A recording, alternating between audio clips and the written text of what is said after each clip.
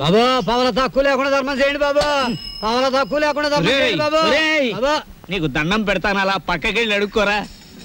చూస్తుండగానే నాకు చొక్కా పోయింది, నీకు వచ్చేసింది. ఏదో ఒక రోజున మంత్రి అయిపోతావేమో అని భయంగా ఉందిరా. పో అలా పక్కకెళ్ళి అడుకో. మీ పక్కన అడుక్కున్న పేరు ఉంటది కదా బాబా. పదా లేదా వెతవా? అరే బుడ్డే 10 రూపాయలు బజ్జీలు కట్టు.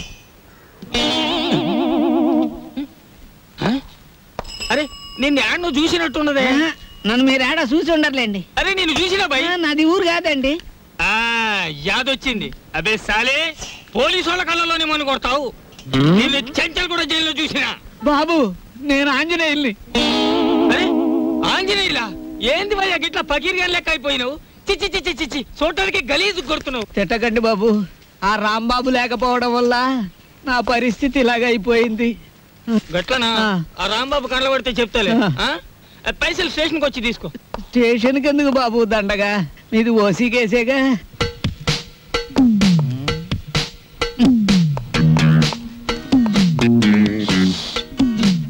సార్ అయ్యా దీప్జా గారు, మీకు ట్రైన్ కి టైం అవుతోంది, తమరు వెంటనే బయట. సరేనయ్యా, అసలు ఫోటో రాలేదు, ఎవరికి టైం సెన్స్ లేదు.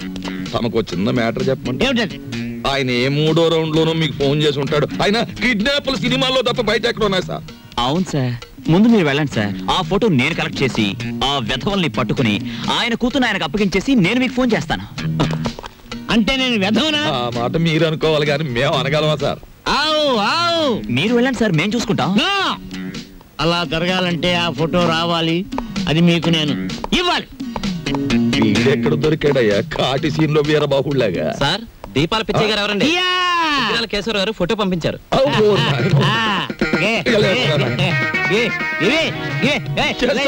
ఫోటో నవ్వుని మింగేస్తావా? ఫోటో నా దగ్గర ఎక్కడుంది? ఏమయ్యో ఈ నూరు కంగారు పడిపోతున్నారు, ఫోటో ఇచ్చే తీసుకోండి. ఇది పిల్ల తల్లిలాగుంది, దీన్ని ఎవరు కిడ్నాప్ చేశాడు? అన్నగుండులే ఉంది. వారు రోజులు ఊరుకుంటే వాళ్ళే పంపేస్తారు మేపలేక. ఇదిగో దీప్చే గారు, ఇతరుల మీద మీ ఇష్టం వచ్చిన అభిప్రాయాలు పాస్ చేసేకండి సార్. కావలసిన వాళ్ళు వింటే బాధపడతారు. అది మ్యాటర్. ఫోటో వచ్చేసింది, అంతా మేము చూసుకుంటాం. ఇక మీరు బయలుదేరండి. ఇది నా ఇల్లు, నా ఇష్టం, నేను బయలుదేరను. మావయ్య గారు, కోడలు పంచబలగ్నం దాటుతుంది, వర్జం వచ్చేస్తుంది, త్వరగా బయలుదేరండి మావయ్య గారు, బండి దాటిపోతుంది. మీరు వెళ్తున్నందుకు బాధగానే ఉంది, కానీ వెళ్ళక తప్పదుగా. బాధపడకమ్మా. చూడమ్మా, మహాలక్ష్మిలే ఉన్నావు, నీ చేతి వంట సృష్టిగా తిన్నాను, ఈ ఇల్లంతా నీకు అప్పచెప్తున్నాను. అదృష్టమో దురదృష్టమో ఇతను కట్టుకున్నావు, ఓకే, కానీ మీ ఇద్దరి మధ్య ఇద్దరు ఉండకూడదు. ఏం చేతండి? గొడ్డ లేకుండా చెట్టు నరికేస్తాను. ఆ మ్యాటర్కి వచ్చారా? సరే పదండి. వెళ్తాను, 6 రోజుల్లో వస్తాను. రండి మావయ్య గారు. అమ్మయ్యా, ఉన్న 2 రోజులు దూదెకిని టేకేశాడే. కాని రాంబాబు, ఆ పెద్ద ఆయన సరదా కన్నా ఆ పిల్ల 100కి 100 పాళ్ళు నీ పెళ్ళమే నాకు అనిపిస్తోంది. ఏమిటి? మన చెంచు వచ్చింది, ఇవాళ ఈ గొడవ జరిగింది. మీరు జైలుకు పోకముందే నా వాటా 7 లక్షలు వచ్చే ఏర్పాటు చూడండి. అమ్మ దీని తల్లిసేగా తరగా, దీన్ని మనం కిడ్నాప్ చేసావా, మన ఇద్దరిని ఇది కిడ్నాప్ చేసిందా? అన్నవరం గుండ్లకి కథలు చెప్పేవాళ్ళు కాఫీ హోటల్ సప్లైర్లు కిడ్నాప్ చేస్తే ఇలాగే ఉంటుంది. ఏమైనా నా భార్య ఫోటో ఈవేళ మనల్ని కష్టాల్లోంచి బయటపడేసింది.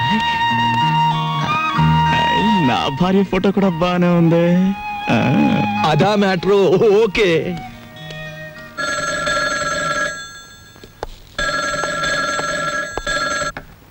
Hello black tigers. ఒరే బ్లాక్ టైగర్స్, మిమ్మల్ని నవిలి మింగటానికి నేను ఒక జంతువుని తయారు చేశాను. ఆ జంతువు చేతిలో మీరు చావడానికి ఎంతో కాలం పట్టదు. ఆ జంతువు పేరేమిటో తెలుసా? ఇప్పటికే 70 మర్డర్లు చేసిన కరీం భయ్యా. బాబు, కరీం భయ్యా వాడెవడు? వాడా రోజుకు 15 పీకలకు వస్తే గాని నిద్రపోడు. వాడిని వదిలేరు మన మీదకి. వాడికి అంట పెడితే మన మ్యాటర్ ఫినిష్. ఇదెక్కడి గొడవరా బాబు? డైనింగ్ టేబుల్ దగ్గర అత్తి తినేస్తోంది, ఫోన్ లో వీడు తినేస్తున్నాడు, రోడ్డు మీద తినడానికి ఇంకొక బాబు. ముష్టి అడిగితే పారిపోతారండి బాబా.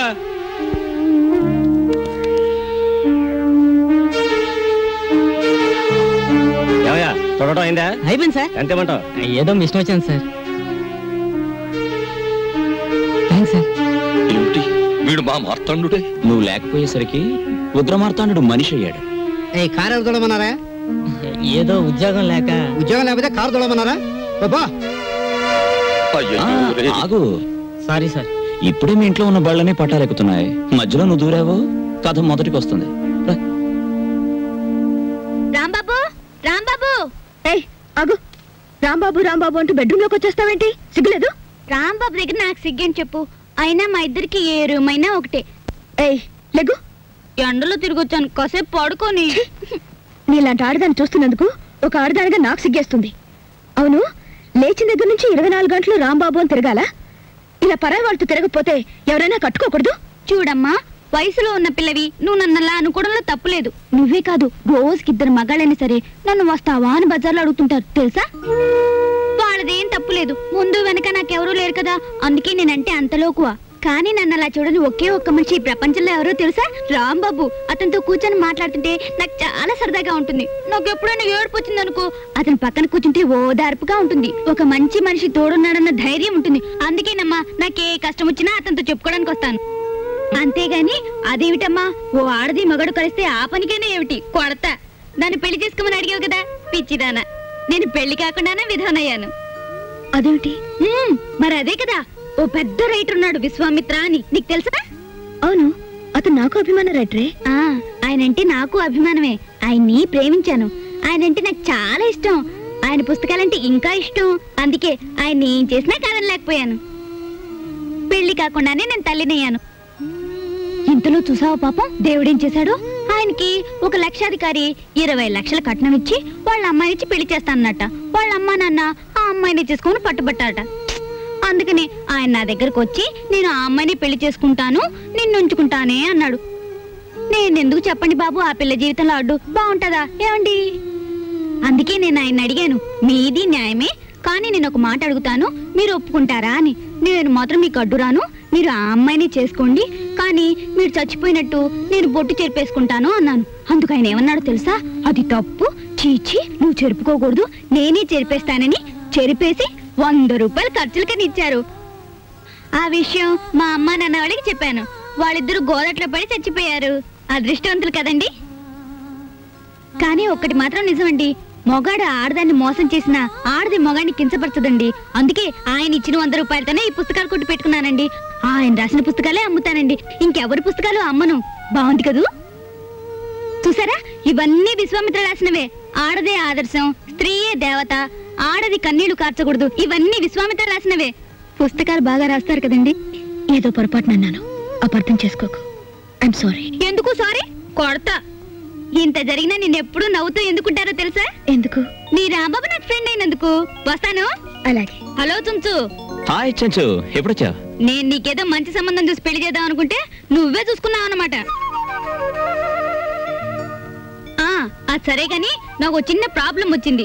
నేను లైసెన్స్ లేకుండా పుస్తకాలు అమ్మకూడదని మున్సిపాలిటీ వాళ్ళు అడ్డం పెట్టారు. మొన్న కాంట్రాక్టర్ ఇంటికి వెళ్తే చేయి పట్టుకున్నాడు, చెల్లెళ్ళను కొట్టాను. అందుకే వాడు ఇలా చేశాడు. నన్నేం చేయమంటావు చెప్పు? కొంచెం విషయం మాట్లాడి పెట్టావు. నేను చూస్తానుగా, నువ్వు వెళ్ళు. చూడు, పెళ్ళయ్యేదాకా కొంచెం దూరంగా ఉండండి. అసలే నువ్వు తొందర మనిషివి. ఉంటాను. ఉంటా. ఎక్కడికి వెళ్తున్నావు? నీకు వండి పెట్టాలిగా తిండి, అందుకోసం.